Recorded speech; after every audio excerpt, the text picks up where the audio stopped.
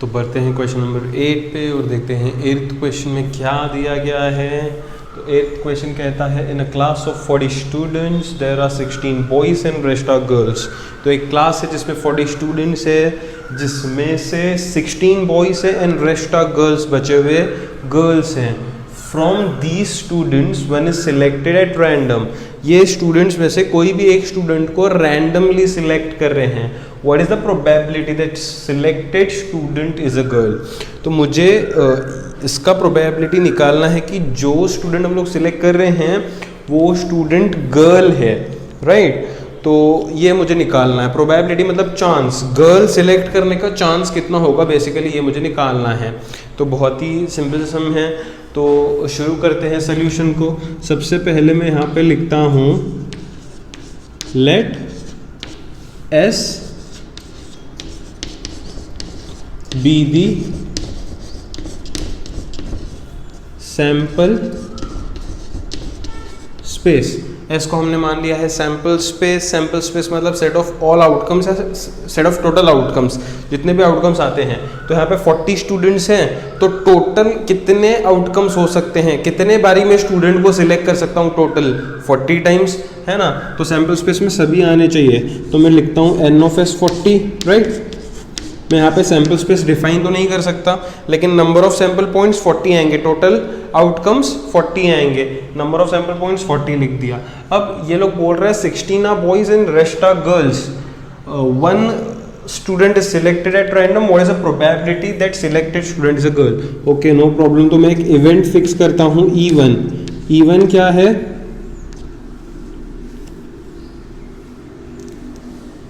What is the probability selected student is a girl बोला है ना। तो इवेंट वन क्या होगा,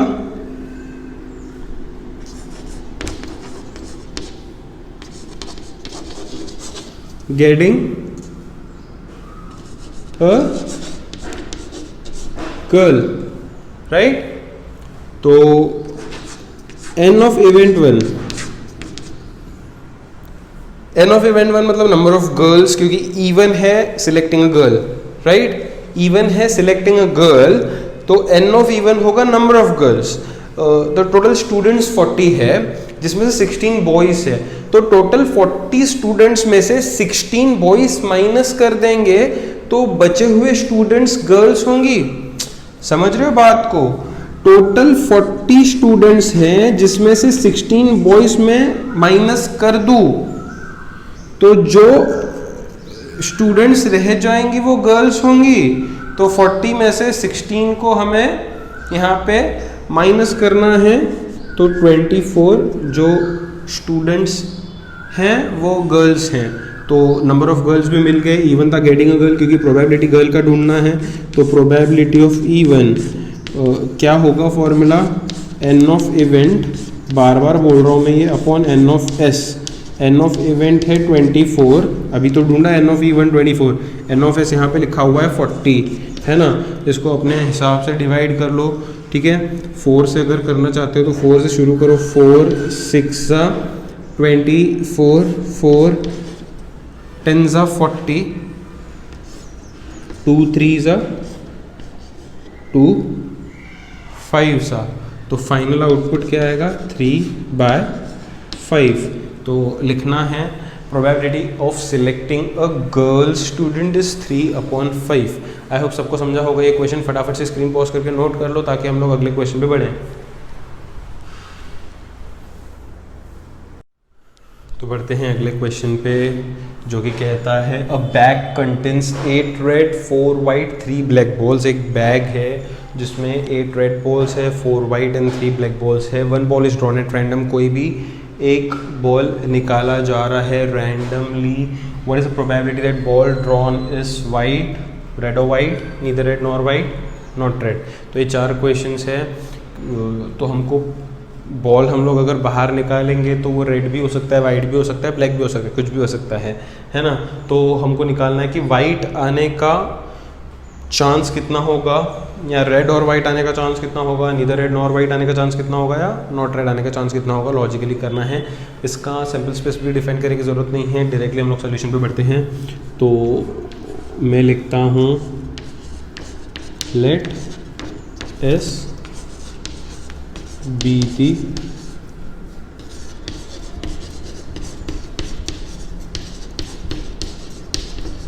sample space, let S be the sample space. तो एन ऑफ एस मतलब set of all outcomes, total outcomes. तो total कितने बॉल्स हैं अपने पास? 8 रेड 4 वाइट 3 ब्लैक। तो टोटल कितना हुआ? 8 + 4 12, 12 + 3 15। तो टोटल कितने बॉल्स हैं? 15। सैम्पल स्पेस में सारे मेंशन करने, तो टोटल हुए 15। तो एन ऑफ एस हुआ 15। ओके, 4 सब क्वेश्चन है, एक एक करके प्रोबेबिलिटी ढूंढते हैं सबका। तो पहला इवेंट 1 है वाइट बॉल, तो मैं लिखता हूँ गेटिंग अ वाइट बॉल। ठीक है, इवेंट 1 है गेटिंग अ वाइट बॉल। तो कितने वाइट बॉल्स हैं? देख सकते हो क्वेश्चन में 4 वाइट बॉल्स है। तो number of members in even जो है वो 4 होगा। तो मुझे प्रोबेबिलिटी ऑफ इवन ढूंढना है। प्रोबेबिलिटी ऑफ इवन कैसे ढूंढेंगे? N of event upon n of sample space which is 4/15, जो कि डिवाइड नहीं होगा, ऑलरेडी सिंपलेस्ट फॉर्म में है। तो स्टेटमेंट में आंसर लिखना, probability of getting a white ball is 4/15। Second में पढ़ते हैं विच इज़ रेड और वाइट। तो E2 जो है लिखूँगा गेटिंग अ रेड और वाइट बॉल। जो बॉल मैं निकालूंगा वो रेड या वाइट, दोनों में से कुछ भी चलेगा। तो एन ऑफ E2 जो होगा, रेड और वाइट मतलब रेड भी चलेगा वाइट भी चलेगा, रेड भी चलेगा वाइट भी चलेगा। तो E2 में कितने बॉल्स आ सकते हैं? रेड भी और वाइट भी। तो रेड 8 है, वाइट 4 है, 8 + 4 टोटल 12 आ सकते हैं, है ना। तो प्रोबेबिलिटी ऑफ E2 जो होगा वो होगा n of E2 upon n of S. नीचे नहीं, सामने लिख रहा हूँ। तुम लोगों को ये एक दूसरे के नीचे लिखना है, मुझे जगह नहीं है, मैं साइड में लिख रहा हूँ। एन ऑफ E2 है 12, एन ऑफ एस है 15। इसको 3 की टेबल से काट दो, 3 4 ज़ा 3 5 ज़ा। तो फाइनल आउटपुट अपना 4/5 है, जिसका स्टेटमेंट में आंसर लिखना है। प्रोबेबिलिटी ऑफ गेटिंग रेड और वाइट बॉल इज 4/5। बढ़ते हैं थर्ड सब क्वेश्चन पे। इवेंट E3 बोल के दे दूंगा मैं से, neither red nor white. Okay, neither red nor white. तो लिखता हूँ, अब इसको लिखने के 2 तरीके हैं। ऐसे ही लिख दो, जैसा क्वेश्चन है वैसे ही लिख दो, नहीं तो बाद में और कन्फ्यूजन होने का यहाँ पे। तो मैं लिखता हूँ getting a ball which is neither red nor white. अब मेरी बात समझो यहाँ पे, मुझे जो है बॉल वो रेड भी नहीं चाहिए वाइट भी नहीं चाहिए, रेड भी नहीं चाहिए वाइट भी नहीं चाहिए। तो क्या चाहिए? ब्लैक चाहिए, जो कि 3 है। लॉजिक देखो ना क्या है, नाइदर रेड नॉर वाइट मतलब रेड नहीं वाइट नहीं, क्या बचा? ब्लैक बचा। कितने हैं? 3 है, उसका प्रोबेबिलिटी निकाल दो। है कि नहीं बात सही है ना। तो इस तरीके से हम लोग प्रोबेबिलिटी का फॉर्मूला लगाते हैं। एन ऑफ E3 तो 3 है, अपॉन एन ऑफ एस जो है वो 15 है। 3 1 ज़ा 15 ही है ना, या 3 1 ज़ा 3 5 ज़ा, तो 1/5 लिखना। Probability of getting a ball which is neither red nor white is 1/5। Steps एक दूसरे के नीचे होने चाहिए, स्टेटमेंट्स कंपलसरी होने चाहिए। इजी है क्वेश्चन, पिछले क्वेश्चंस की तरह ही है, इसलिए मैं तेज़ कर रहा हूँ और समझना भी उतना कुछ मुश्किल नहीं है। तो लास्ट सब क्वेश्चन कहता है नॉट रेड। तो मैं लिखता हूँ E4 getting a ball which is not red. समझो, स्टेटमेंट को समझो कि मुझे रेड नहीं चाहिए। अगर मुझे रेड नहीं चाहिए मतलब वाइट और ब्लैक दोनों चलेगा। अगर रेड नहीं चाहिए तो वाइट और ब्लैक दोनों चलेगा। तो E4 में कितने आउटकम्स आएंगे रेड के अलावा? बाकी दो, राइट? रेड तो नहीं चाहिए, तो वाइट और ब्लैक दोनों चाहिए, तो 4 + 3 7 चल जाएगा। प्रोबेबिलिटी ऑफ E4 क्या होगा? n of event upon n of s। n of event 7 है और n ऑफ s कितना था? 15 था। तो नीचे स्टेटमेंट लिखना, probability of getting a ball which is not red is 7/15। I hope question समझा होगा, बहुत ही बेसिक क्वेश्चन है, पिछले क्वेश्चंस की तरह ही है, इसलिए ज़्यादा टाइम वेस्ट नहीं करते हैं इस पर। फटाफट से पॉज करके नोट कर लो तो अगले क्वेश्चन पढ़ें। तो 10th क्वेश्चन होने के बाद जो 11th क्वेश्चन है वो भी बिल्कुल 10th क्वेश्चन की तरह ही है। 10th क्वेश्चन में कैसे हमको बोला था, there are 8 red balls 4 white balls and so on, ऐसे कुछ दिया था, बिल्कुल उसी की तरह है 11th क्वेश्चन। तो आई होप 11th क्वेश्चन तुम लोग खुद से कर लोगे, क्योंकि 11 क्वेश्चन ऑलरेडी वैसे ही हमने किए हैं, 10 क्वेश्चन में ऑलरेडी वैसे ही किए हैं, तो 11th क्वेश्चन तुम लोग खुद से कर ही लोगे, है ना?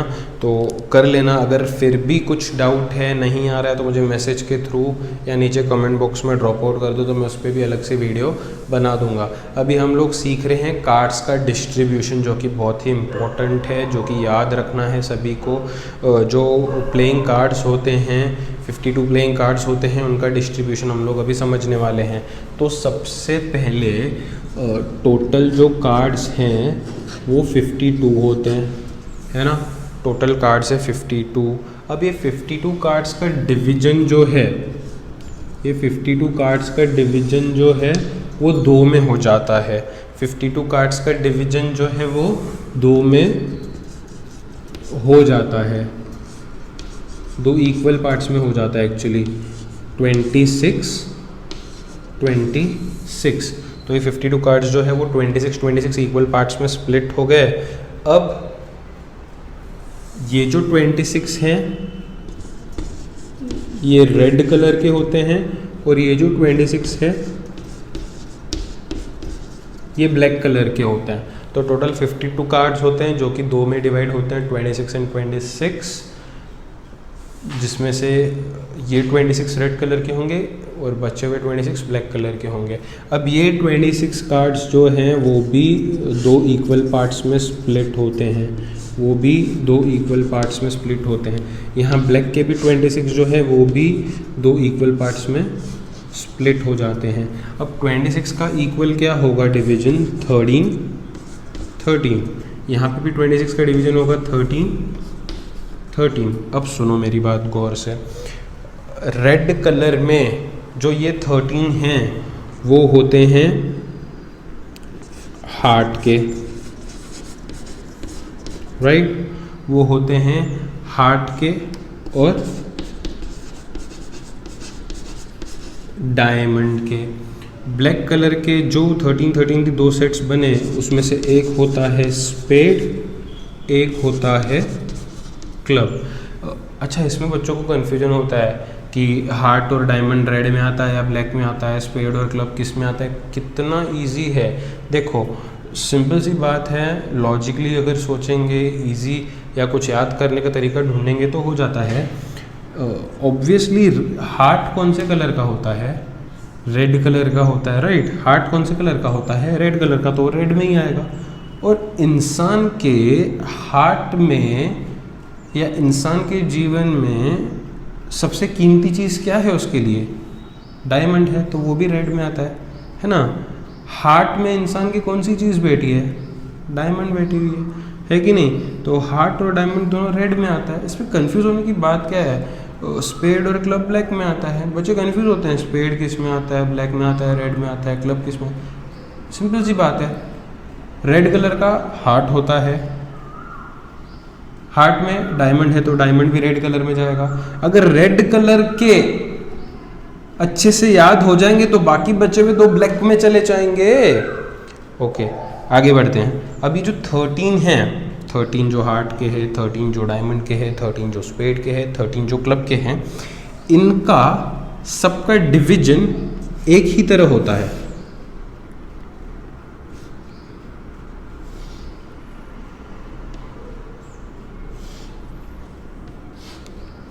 इनका सबका डिवीजन एक ही तरीके का दिखेगा। तो मैं एक ही बार बनाता हूँ, 4 अलग अलग बार नहीं बनाता हूँ मैं। जो 13 कार्ड्स का ये सेट है ना, इसका डिवीजन ऐसे होता है हर एक 13 का, राइट। तो सबके लिए अलग अलग नहीं बनाएंगे ना, एक ही बनाएंगे कॉमन में। 3 फेस कार्ड्स, 13 पत्तों में से 3 फेस कार्ड होते हैं और 10 को नंबर कार्ड बोला जा सकता है। 10 नंबर कार्ड्स। अब तुम बोलोगे ये फेस कार्ड्स क्या हैं?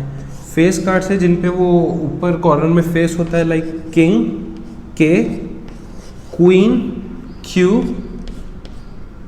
और जे, जैक, जोकर नहीं, जे मतलब जैक। और बचे हुए 10 नंबर कार्ड A 2 3 4 5 ऐसे 10 तक जाते हैं। जहां पे जो A है, A इसको एस बोलते हैं। क्या बोलते हैं? एस बोलते हैं। तो ये होता है हार्ट के जो 13 कार्ड्स होंगे उसका डिवीजन ऐसा होगा, 3 face card, 10 number card. Diamond के जो 13 कार्ड होंगे उनका भी सेम डिवीजन होगा। स्पेड का भी 13 कार्ड्स का डिवीजन सेम ही होगा। क्लब का भी सेम डिवीजन होगा। तो ये जो टेबल है यहाँ पे अपने दिमाग में फिक्स होनी चाहिए। अच्छा, ये जो 13 13 13 13 के 4 सेट्स हैं ना, इनको सूट भी बोला जाता है। क्या बोला जाता है? कितने सूट्स है टोटल? 4 हैं। तो इस तरीके से बोला जाता है ना। अब अलग अलग तरीके के क्वेश्चंस आते हैं एग्जाम में, पूछते हैं कि for example find the probability of black cards. तो ब्लैक कार्ड्स कितने हैं वो याद होना चाहिए, 26, राइट। पूछते हैं what is the probability of getting a diamond. Diamond के कितने कार्ड्स हैं? 13, फिक्स होना चाहिए। What is the probability of getting face cards. अब सोचो और समझो, फेस कार्ड्स की अगर ये लोग बात कर रहे हैं तो 13 कार्ड्स में से कितने फेस कार्ड्स हैं? 3। 13 में से 3 फेस कार्ड्स है, तो ये 13 में से 3 फेस कार्ड्स होंगे, ये 13 में से 3 फेस कार्ड्स होंगे, ये 13 में से 3 फेस कार्ड्स होंगे और ये 13 में से भी 3 फेस कार्ड्स होंगे। तो इसके 3, इसके 3, इसके 3 और इसके 3 ऐड करोगे तो कितने फेस कार्ड्स हो गए? 12। कितने फेस कार्ड्स हो गए? 12। तो याद होगा तभी तो करने आएगा ना बाबा। अगर पूछते find the probability of S, 13 cards में से एस कितने बार आ रहा है? एक ही बार है। 13 कार्ड्स में एस कितने बार है? एक बार है। तो ये 13 में एक एस होगा, ये 13 में एक एस होगा, ये 13 में एक एस होगा, ये 13 में एक एस होगा। टोटल 4 एस होंगे। ये टेबल याद कर लो। 10 बारी बच्चे बोलते हैं कार्ड्स के समय डिफ़िकल्ट है, डिफ़िकल्ट है, डिफ़िकल्ट है। डिफ़िकल्ट क्यों है? क्योंकि ये टेबल याद नहीं है। अगर टेबल याद होगा तो क्या डिफ़िकल्ट है? कुछ भी नहीं। टेबल याद होगा तो बिल्कुल डिफ़िकल्टी होगी ही नहीं। मैं बताता हूँ तुम लोगों को, है ना। एकदम मतलब ऐसे खुशी खुशी कर लोगे सम्स, लेकिन टेबल याद करना ज़रूरी है ना। बहुत अलग अलग तरीके के क्वेश्चंस हो सकते हैं, जैसे मैंने अभी ऑलरेडी 2-3 पूछे। रेड फेस कार्ड बोलते हैं। चलो आखिरी क्वेश्चन क्या है? Red face card. Face cards चाहिए लेकिन सिर्फ रेड कलर के। तो रेड कलर में तो 2 ही हार्ट और डायमंड आते हैं। रेड कलर में तो हार्ट और डायमंड आते हैं। अब उसमें से मुझे फेस कार्ड्स चाहिए। 13 पत्तों में फेस कार्ड्स कितने होते हैं? 3, है ना। तो हार्ट के 3 और डायमंड के 3, टोटल 6 लेने पड़ेंगे। बाकी 2 के नहीं लूंगा क्योंकि रेड कलर के फेस कार्ड्स चाहिए थे मुझे। तो इस तरीके से अलग अलग ट्विस्ट करके क्वेश्चंस पूछेंगे। अब ट्विस्ट करके क्वेश्चन पूछेंगे, आएगा कब? जब टेबल याद होगा। तो स्क्रीन पॉज करो, ढंग से टेबल लिखो, ढंग से याद करो, फिर ही क्वेश्चंस पे आओ। और मैंने 11th क्वेश्चन खुद से करने के लिए बोला है, वो भी कर लो, उसे स्किप मत करना, है ना। फटाफट से पॉज करके नोट कर लो।